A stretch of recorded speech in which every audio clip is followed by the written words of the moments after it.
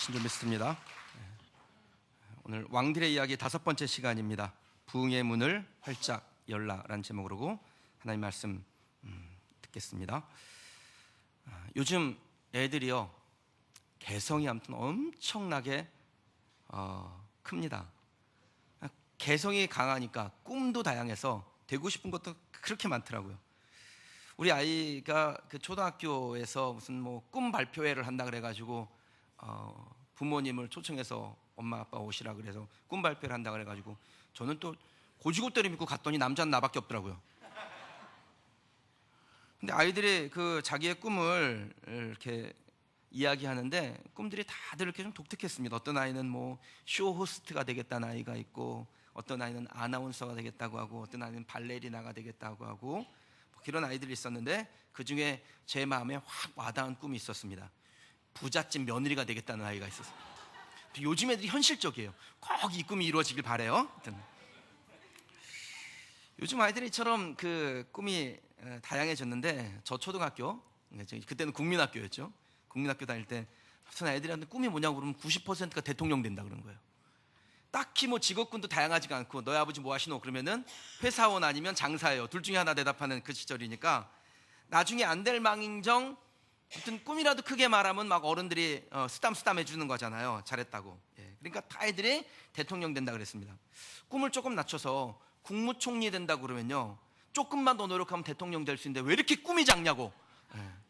막 애들을 야단치니까 애들이 다 대통령 된다 그랬습니다. 그런데 우리가 이번에 정말 절실히 발견했지 않습니까? 아무리 그 대통령 되고 싶어도 아무나 대통령이 되면 전 국민이 피곤해진다, 이런 거 확실하게 배웠죠. 아무튼 역사가 우리에게 가르쳐준 게 뭐냐? 어떤 시대건 간에 왕을 잘못 뽑으면 여러 사람이 고통을 당한다라는 것입니다. 백성을 사랑할 줄 모르는 사람을 왕으로 뽑으면 오랜 기간 동안에 백성이 고통을 당합니다. 그러나 백성을 사랑하는 사람을 왕으로 뽑으면 오랜 기간 평안을 누릴 수 있지요. 꼭 대통령이 아니어도 누군가를 다스리는 위치에 있는 사람을 뽑을 때는 무조건 잘 뽑아야 됩니다. 우리가 이런 사람을 보고 리더라고 합니다. 리더를 잘 뽑으면 모두가 평안을 누리고, 리더를 잘못 뽑으면 모두가 고통을 당하게 되는 것입니다. 왕들의 이야기를 5번째 지금 듣고 계신데, 이 왕들의 이야기를 들으면서 부정적인 왕도 우리가 살펴보고 긍정적인 왕도 좀 살펴봅니다. 우리에게 들려주는 주제가 그거 아니겠습니까? 하나님께 충성하고 백성을 사랑하는 그러한 리더는 그와 함께한 사람들을 행복하게 하고, 하나님을 배반하고 백성을 사랑하지 않는 사람을 리더로 뽑으면 백성들이 고난을 당한다. 오늘 이 자리에 누군가를 다스리는 위치에 있다면, 좀 더 정확한 표현을 할게요. 섬기는 자리에 가는 사람이 있다면, 섬겨야 될 위치에 있는 분이 있다면, 그 섬겨야 될 위치에서 리더가 해야 될 일이 무엇인지를 알고, 그리고 그것을 행하고자 날마다 하나님 앞에 서고 하나님께서 주시는 그 마음으로 공동체를 섬기는 우리 성도들이 되시길 주님의 이름으로 축원합니다. 특히 가정의 가장들 부탁드립니다. 자녀들을 양육할 때 여러분들이 오늘 하나님께서 주시는 이 말씀들을 통해서 가정에 잘 적용하여 가정을 행복하게 또 평화롭게 만들어 가시는 성도들이 되시기 원합니다. 그런 다짐이 없고 또 준비가 없는 사람이 가장의 자리에 있으면 본인도 힘들고, 그리고 가족들도 고생시키는 불행을 반복하게 되죠.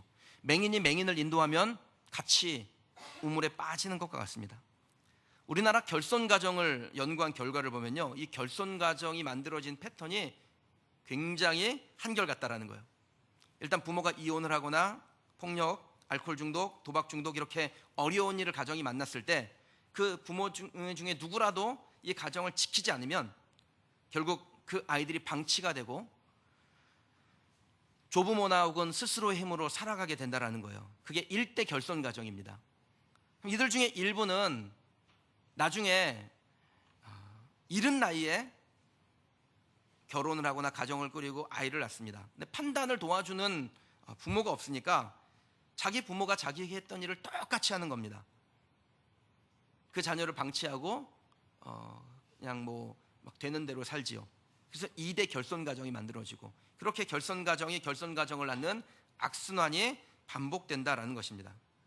그럼 이 저주의 고리를 끊어내는 사람이 좋은 리더입니다. 전 저와 여러분이 우리 가정이면 어떤 배경이 어떻든 과거가 어떻든 간에 다 그것은 지나간 거죠. 교회에서 또 일터에서 우리 가정에서 지나간 과거를 보지 아니하고 우리의 미래 장래의 희망을 보시는 하나님을 믿고 좋은 리더로 서시는 우리 성도들이 되시길 주님의 이름으로 축원합니다. 오늘 본문에 아사라는 유대의 세 번째 왕을 우리가 만나고 있습니다. 이 아사는 그 역대기에서 세 장의 분량을 할애해서 다룰 만큼 아주 중요한 인물입니다. 특별히 아사는 하나님께서 그에게 주셨던 기회를 부흥으로 연결한 사람이었습니다. 그러니까 부흥의 아주 좋은 모델이에요.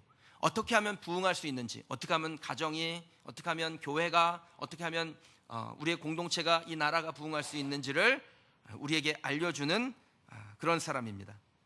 하나님이 주신 기회를 낭비하지 아니하고 그 기회를 이용해서 그럼 부흥하기를 원하세요? 그렇다면 오늘 아사를 통해서 배우시고 또 우리의 마음을 결단하는 시간이 되기를 원합니다. 많은 분들이 종종 실수를 하는데 어떤 실수를 할까요? 첫째는 기회를 못 본다는 것입니다.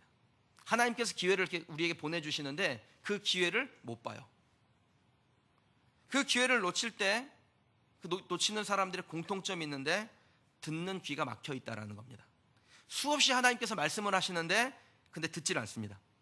언제 말씀하셨나요? 전 통 듣지를 못했는데 지금 말씀하고 있잖아요. 하나님께서 여러분에게 하나님의 말씀을 들려주고 계신 겁니다.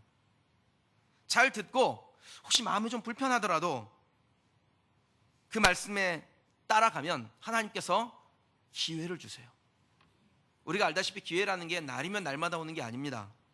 기회라는 것은 하나님께서 보내주실 때 잡지 않으면 그냥 지나가고 마는 것입니다. 영적으로 민감하게 깨어있고 또 듣는 마음을 가지고 기회를 놓치지 아니하는 저와 여러분 되시길 주님의 이름으로 축원합니다. 사람들이 자주 하는 두 번째 실수가 있는데요, 주신 기회를 단 한 번의 축복으로 끝내버린다라는 거예요. 기회를 잡았을 때, 성과를 거두었을 때 그 열매에 취하여 교만하거나 혹은 방심함으로 다음 기회를 잃어버리는 사람들이 꽤 많습니다. 흔히 첫 축복을 마지막 축복으로 만드는 사람이죠. 전 진짜 우리 교회 성도들 중에 하나님께서 주신 첫 번째 축복이 그 사람의 그 인생의 마지막 축복이 되지 않도록 기도합니다. 여러분 자신을 위해서 기도하셔야 돼요. 하나님 내게 주신 축복이, 이 첫 번째 축복이 내 인생의 마지막 축복이 되지 아니하도록. 기회는 열매를 만들고 열매는 우리를 취하게 만듭니다. 근데 그 순간에 열매에 취하면 하나님께서 보내주시는 기회를 더 이상 얻지 못하고 부흥의 문을 열지 못하게 돼요.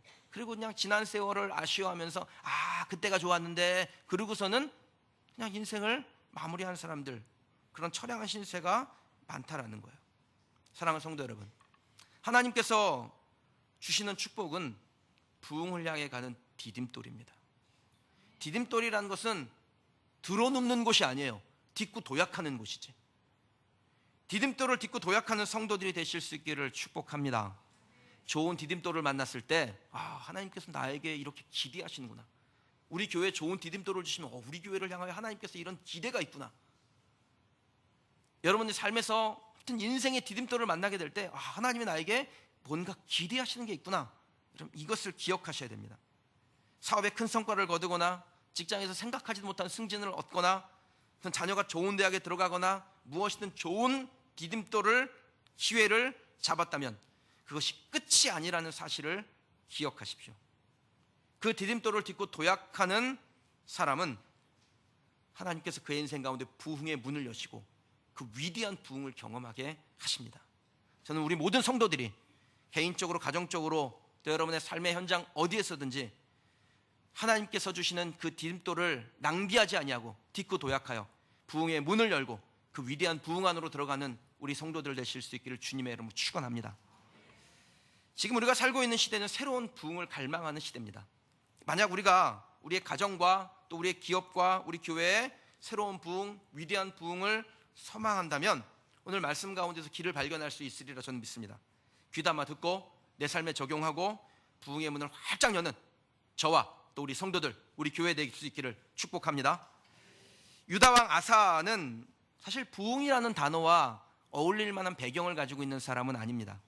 일단 아사가 왕이 되기 전에 먼저 왕이 된 두 사람이 있어요. 그의 할아버지였던 로보암, 그의 아버지였던 아비야라는 사람이에요. 열왕기상에는 아비암이라고 이름이 나오는데요. 이 두 사람에 대한 성경의 평가가 매우 단호하고 단정적입니다. 열왕기상 15장 3절에 보면요, 아비암이, 그의 아버지가 르호보암이겠죠, 이미 행한 모든 죄를 행하고 그의 마음이 그의 조상 다윗의 마음과 같지 아니하여 그의 하나님 여호와 앞에서 온전하지 못하였다라고 말해요. 그러니까 이 아사의 아버지였던 아비암, 그리고 그의 할아버지였던 르호보암, 둘 다 하나님 앞에 범죄하고 하나님께서 기뻐하셨던 조상 다윗의 길을 행하지 아니하였다라는 것입니다. 하나님 앞에 온전하지 못했다라는 거예요.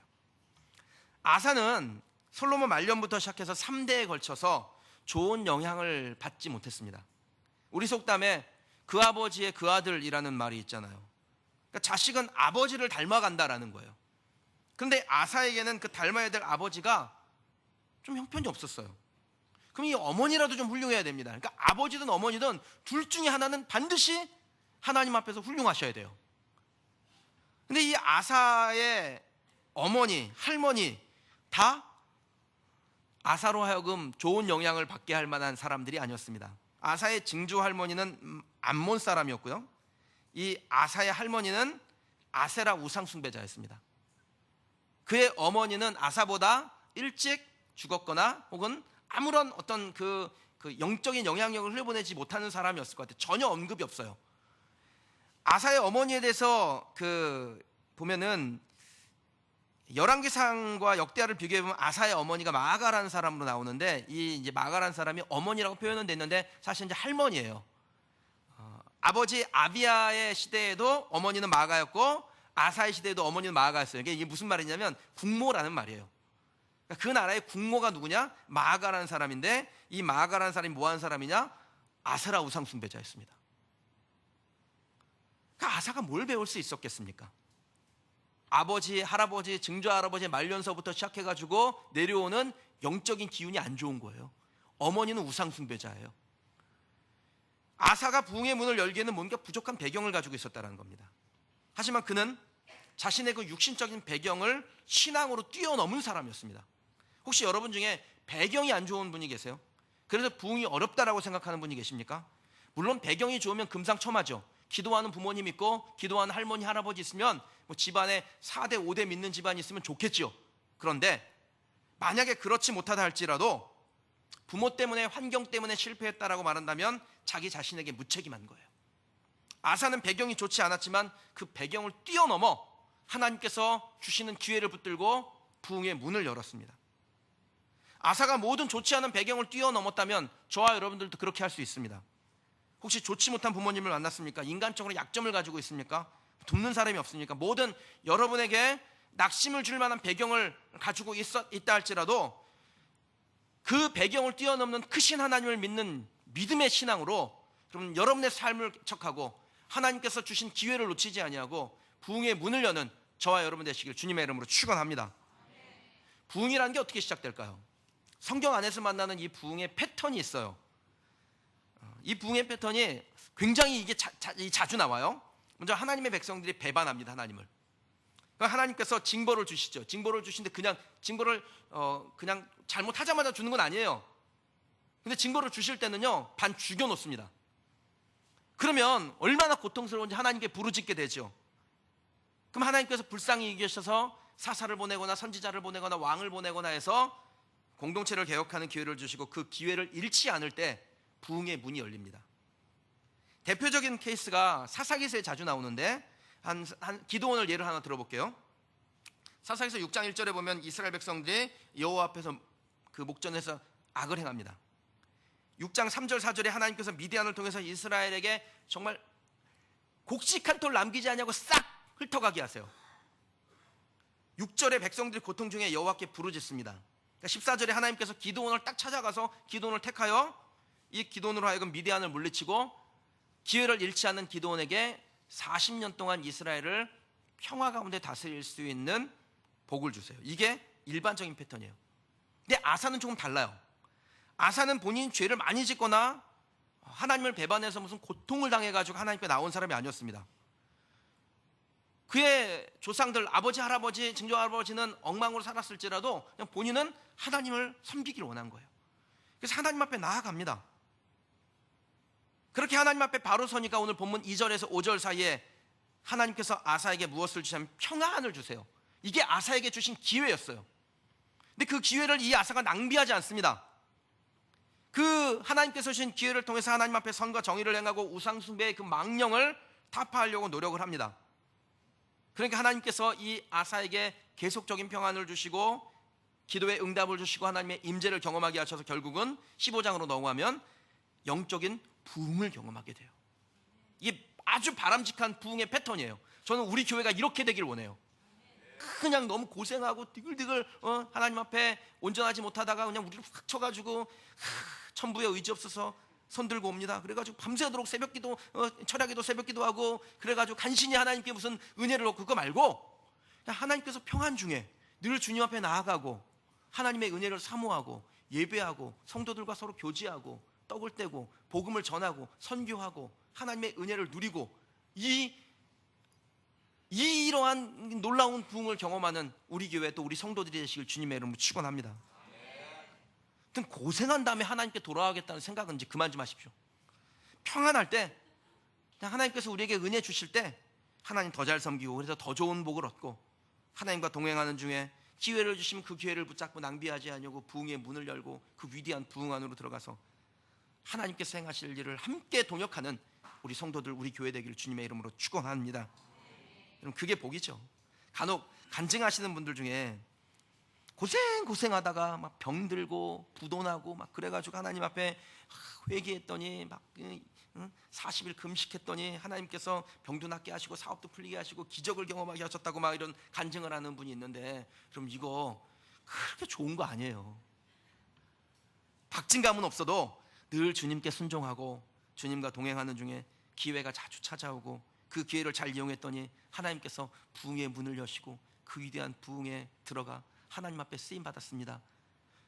박진감 없어서 이런 간증을 많이 하는 성도들이 우리 교회에 넘치기를 축복합니다. 우리 성도들이 보니까 이 바울 컴플렉스가 있어요. 바울 컴플렉스가 뭔지 아세요? 하나님을 배반하고 막 그냥 엉망으로 살다가 하나님을 그냥 다 경험해가지고 그 스펙타클한 인생을 딱 이렇게 사는 거. 그럼 이거 한번 살아보시겠습니까? 이거 쉽지 않아요. 이런 삶. 여러분 아사는 하나님께서 자기에게 주신 기회를 낭비하지 않았습니다. 하나님이 주신 기회를 붙잡고 부흥의 문을 열었던 사람이에요. 이 하나님이 주신 기회와 부흥의 문을 연결한 아사는 어떻게 자기 자신과 유다라는 나라의 부흥의 주도자가 되었을까요? 오늘 말씀을 통해서 두 가지만 좀 살펴보도록 하겠습니다. 첫 번째는 먼저 사람과의 관계를 바르게 정립하십시오. 2절 말씀을 같이 한번 읽어보실까요? 함께 읽겠습니다. 아사가 그의 하나님 여호와 보시기에 선과 정의를 행하여 아멘. 아사가 먼저 한 일이 있습니다. 선하고 정의롭게 사는 거예요. 저는 우리 성도들이 어디서든지 선하고 정의롭게 사는 성도들이 되시기를 축복합니다. 신앙은 좋은 것 같은데 함부로 행동하는 사람들이 있습니다. 이게 좀 아쉬운 거죠. 여러분 우리에게 하나님께서 원하시는 것은 영적인 세계에 들어가서 무슨 신비적인 체험을 하고 세상과는 동떨어져 가지고 사는 게 아니라 우리에게 허락하신 이 세상에서의 삶에서 빛과 소금처럼 사는 겁니다. 선하고 정의로운 하나님의 백성으로 살아가는 것입니다. 예수님께서 이렇게 세상 가운데서 선하게 정의롭게 살아가는 사람들을 향하여 빛과 소금이라는 표현을 쓰시죠. 너희는 세상의 소금이니 소금이 만일 그 맛을 잃으면 무엇으로 짜게 하리요? 후에는 아무 쓸데없어 다만 밖에 버려져 사람에게 밟힐 뿐이라. 너희는 세상의 빛이라 산 위에 있는 동네가 숨겨지지 못할 것이라. 그럼 우리에게 빛과 소금 되라고 하셨습니다. 감출 수가 없다라고 그랬어요. 우리가 선하고 정의로우면 자연스럽게 드러나는 겁니다. 그것을 우리가 성품이라는 표현을 쓰기도 합니다. 성령의 열매라고 하기도 합니다. 우리에게는 하나님의 공유적인 성품이 있어요. 하나님께서 사람을 창조하실 때 그냥 흙으로 빚어가지고 사람 되라 그게 아니라 처음에 빚을 때부터 하나님의 형상을 따라 지었다 그랬습니다. 하나님의 형상이라는 것은 하나님의 성품을 말합니다. 우리에게 하나님의 성품 중에 일부분이 들어가 있는 거예요. 그걸 도덕적 성품이라 그래요. 공유하셨다 그래서 공유적 성품이라고 표현하기도 합니다. 예를 들면 선, 정의, 거룩 이런 것이죠. 우리가 성령을 회복하게 되면 자연스럽게 하나님의 도덕적 성품, 공유적 성품이 흘러나오게 되어 있습니다. 하나님을 닮는 하나님의 자녀가 되는 것입니다. 근데 어떤 분들 보면요, 이 하나님의 성품이 잘 보이지 않는 분들이 있어요. 하나님을 아는 지식이 깊어지면 깊어질수록 하나님을 닮아가야 되는 것입니다. 도덕적 성품이 더 많이 드러나야 되죠. 성령의 열매가 탐스러워져야 됩니다. 그럴 때 하나님이 우리를 만족히 여기세요. 우리를 기뻐하십니다. 로마서 8장 8절에 육신에 있는 자들은 하나님을 기쁘시게 할 수 없다 그랬습니다. 이 말이 무엇을 말합니까? 기도 많이 하고 영적인 세계를 추구하고 육신의 세계와는 상관없이 살아가라, 이 말씀이 아니라 하나님을 기쁘시게 하는 사람은 육신의 열매가 아니라 성령의 열매를 맺는다라는 거예요. 근데 아무리 들여다봐도 그 안에 하나님의 성품을 찾아볼 수 없다면 그 사람은 하나님을 기쁘시게 할 수 있는 사람이 아니라는 것이죠. 사랑하는 여러분, 여러분이 어디에서 무엇을 하든지 누구를 만나든지 선과 정의를 행하는 성도들이 되시길 축복합니다. 사람을 기쁘게 하기 위해서 하지 말고 하나님을 기쁘게 하기 위하여 선과 정의를 행하는 성도가 되십시오. 사람의 시선을 의식하면 선과 정의를 행하는 것은 사람의 시선이 사라지면 같이 사라집니다. 그런데 하나님의 시선을 의식하면 우리는 어디에서 누구와 있더라도 선과 정의를 행하고자 하겠죠. 좋은 나무가 나쁜 열매를 맺을 수 없고 못된 나무가 아름다운 열매를 맺을 수 없느니라. 이러므로 그들의 열매로 그들을 알리라 그랬습니다. 열매가 그 나무가 어떤 나무인지를 알려준다라는 것입니다. 하나님의 성품을 따라 살면 자연스럽게 하나님의 성품의 열매가 맺히는 것입니다. 선하고 정의로운 성도, 언제 어디서나 하나님의 성품을 드러내는 성도, 하나님께서 우리에게 원하시는 것이고, 이런 성도를 하나님 기뻐하시며 하나님 기뻐하시는 성도를 통해서 부흥의 문이 열립니다. 여러분의 삶의 부흥이 일어나는 것입니다. 사랑하는 성도 여러분, 어디서든지 내가 하나님의 형상을 닮은 하나님의 백성답게 선하고 정의로운 하나님의 성품, 성령의 열매를 맺는 저와 여러분 되시길 주님의 이름으로 축원합니다. 하나님께서 주신 기회를 부흥의 문으로 연결한 아사는 어떻게 부흥의 주도자가 되어서 자기 자신과 공동체의 그 위대한 부흥을 경험하게 했을까요? 두 번째는요, 하나님과의 관계를 온전하게 하십시오. 하나님과 우리 사이의 관계가 온전해야 돼요. 3절에서 5절 말씀 같이 읽겠습니다. 이방 제단과 산당을 없애고 아세라상을 찢고 유다 사람에게 명하여 그 조상들의 하나님 여호와를 찾게 하며 그의 율법과 명령을 행하게 하고 또 유다 모든 성읍에서 산당과 태양상을 없애매 나라가 그 앞에서 평안함을 누리니라. 아멘.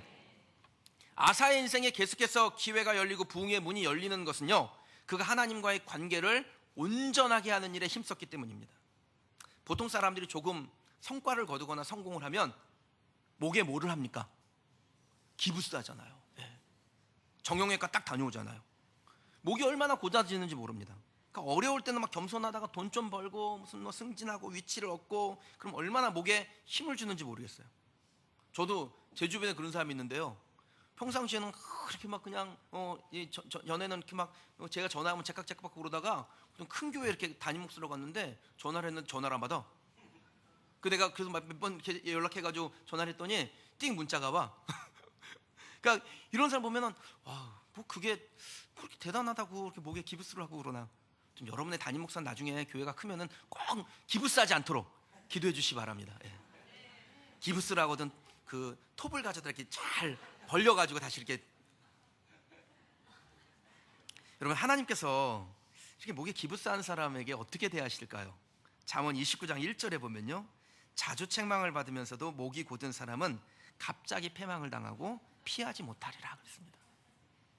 그러니까 하나님은 잘못했다고요 한 칼에 날리는 분은 아니에요.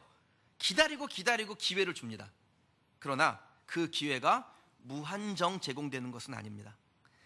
아니다 싶으면 하나님께서 심판의 칼을 드시는데 그 칼이 날아올 때는 갑자기 오는 것 같아요. 근데 갑자기 오는 게 아니라고요.